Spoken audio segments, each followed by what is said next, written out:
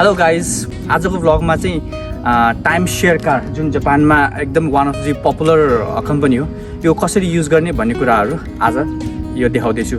जहिले पनि यहाँ आउनुभन्दा अगाडि चाहिँ 15 मिनट जति अलिक अगाडि आएर जुम्बी गर्न स्टार्ट गरे हुन्छ है त।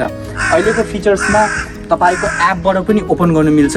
तपाईँको यो मेम्बरसिप कार्ड जुन छ यो यहाँनिर टच गर्ने भए पनि यो गाडी अनलक हुन्छ है त। तर आज चाहिँ एपबाट गरौँ ल। अनलक भन्ने बटन छ, so we just need to press this one. अहिले गाडी खोल्यो, you can open this one. So चाबी यस्तो प्रकारको हुन्छ, you just need to withdraw है त।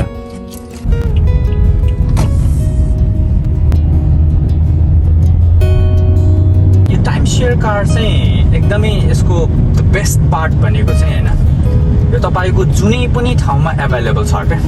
त्यो भएर चाहिँ जस्ट यदि तपाईँ मेम्बरसिप हुनुभयो भने यो जस्ट स्क्यान हायर गर्यो, लियो, चलायो अनि टाइममा फर्काइदियो।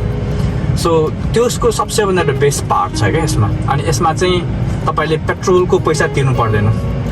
तपाईँको यस्तो कार्ड हुन्छ, त्यो एउटा डेजिग्नेटेड पेट्रोल पम्पहरू हुन्छ, त्यहाँनिर चाहिँ इनोस जस्तै इनोस भयो होइन, त्यस्तोमा चाहिँ जस्ट ट्याङ्क फुल गर्यो, द्याट्स इनफ। तपाईँले त्यसको पे कहिले पनि गर्नु पर्दैन है।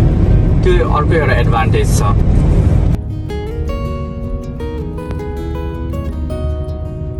सो लाइक ड्राइभ गरिसकेपछि की होल्डर ब्यागको ठाउँमा। अब फाइनली हामी आइसकेको छौँ होइन, त्यही भएर वी हेभ टु लक गरिदियो। सो गाइज है, नर्मली कार सेयर एकदमै कन्भिनियन्ट छ होइन।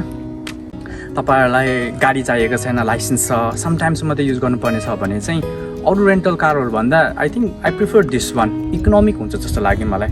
अब यो 24/7 एभाइलेबल छ। केही क्वेसन छ भने you can comment down below.